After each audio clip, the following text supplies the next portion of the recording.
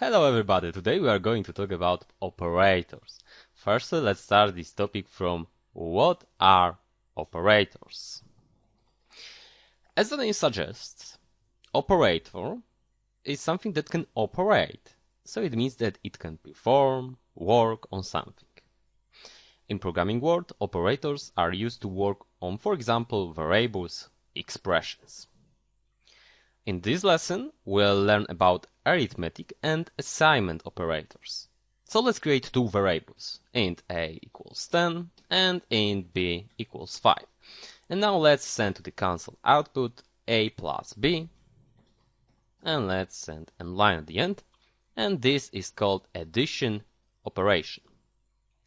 And now let's compile it, and as we can see, our result is 15, so operator operated, worked on two variables, and we have got now one result, right? Which we can send to the output or assign to another variable.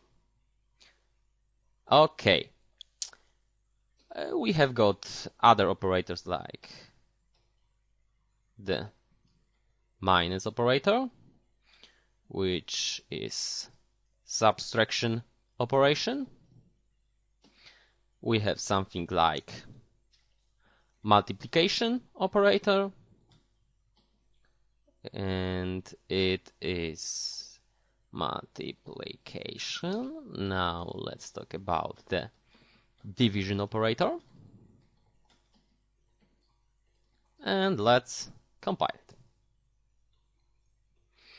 As you can see, our results are right. They are all good. But as you can see, when we divide 10 by 5, we have the result 2, which is right. But now let's change b to 4. And you are probably expecting that the result will be 2.5, right? 10 divided by 4. Let's see. As you can see, our result is 2, not 2.5. Why it's not 2.5? Because when we divide two integer numbers, you see that variables are integers, right?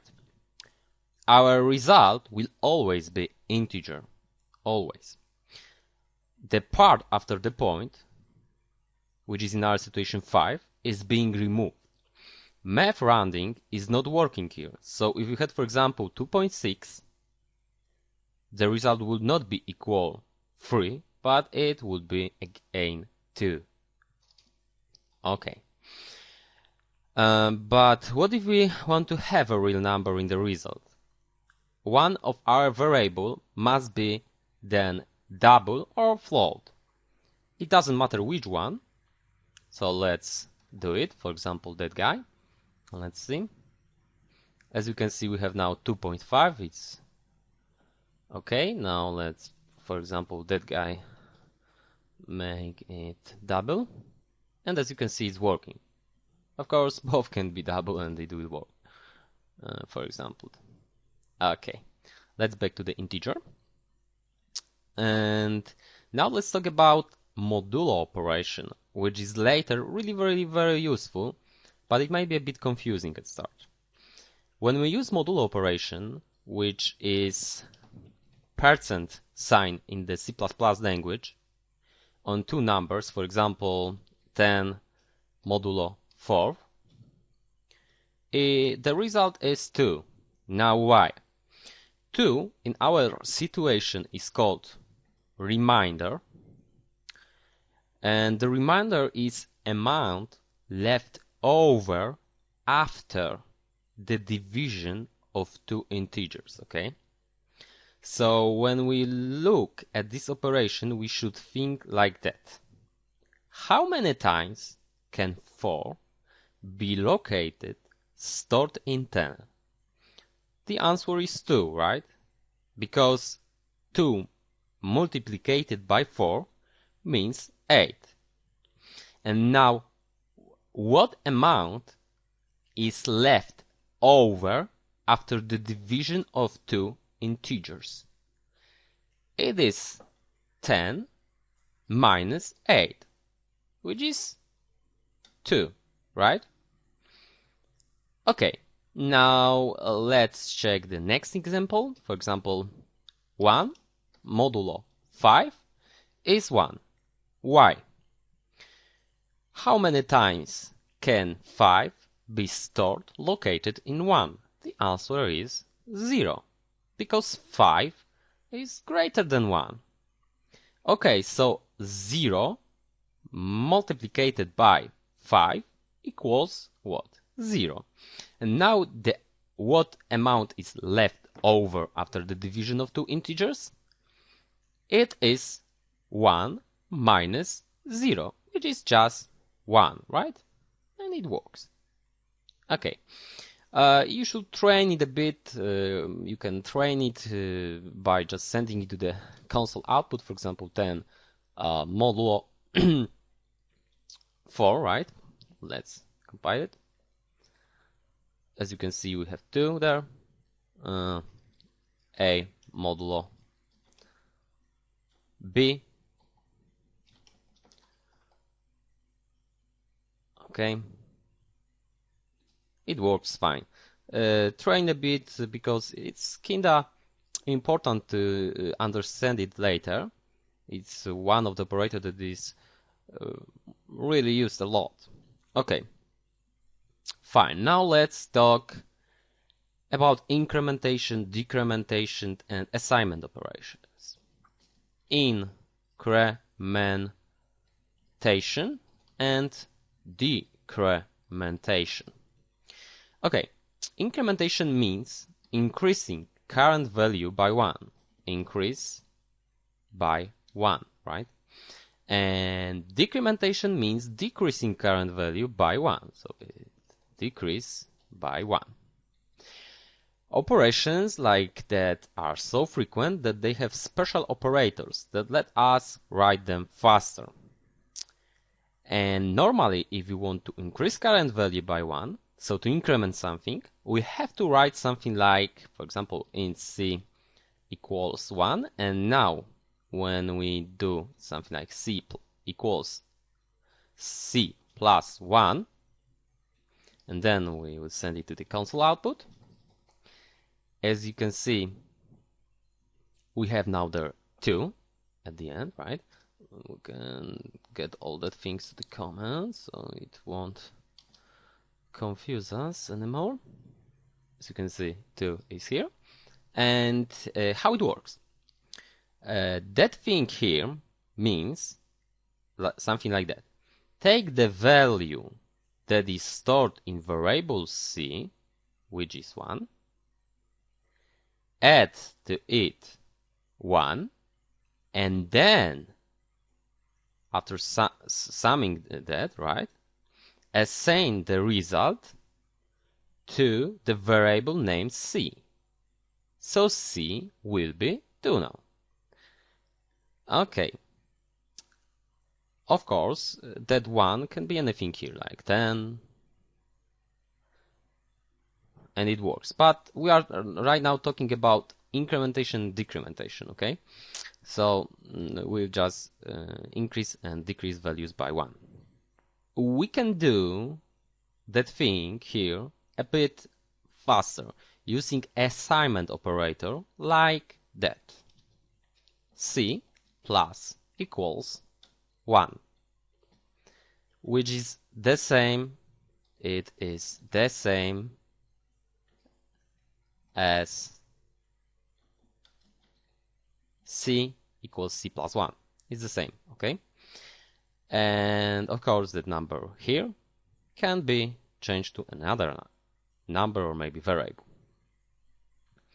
And there are many more operators like that. For example, division equals, minus equals, modulo equals, multiplication equals. Well, almost all operators have that shorter notation notation, okay? And let's compile it. Let's see if it's working. As you can see, everything works fine.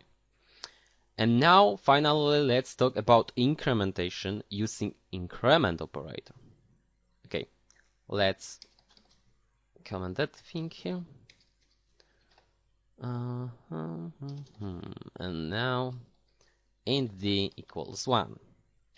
And now let's do something like that. Cout d plus plus and line. And that plus plus here is increment operator. Okay. And let's compile it. As you can see, well, still our d is 1, but is that true? Let's send d to the console output again. Let's do it here. Let's build and run, and now we can see that d is 2. It's not 1. But why? It's because we have just used something what is called post incrementation. And post means here that plus signs are after the name of variable, and it also means that it will begin the expression, that thing here, from sending value to the output. So it will send to the output, and then it will increase the value by 1 because of the 2 plus signs. Okay. So now let's talk about pre-incrementation. So pre-incrementation. The pre-incrementation is looking like that. Now, as you can see, we have 2, 2 in both places. As you have probably noticed, plus signs here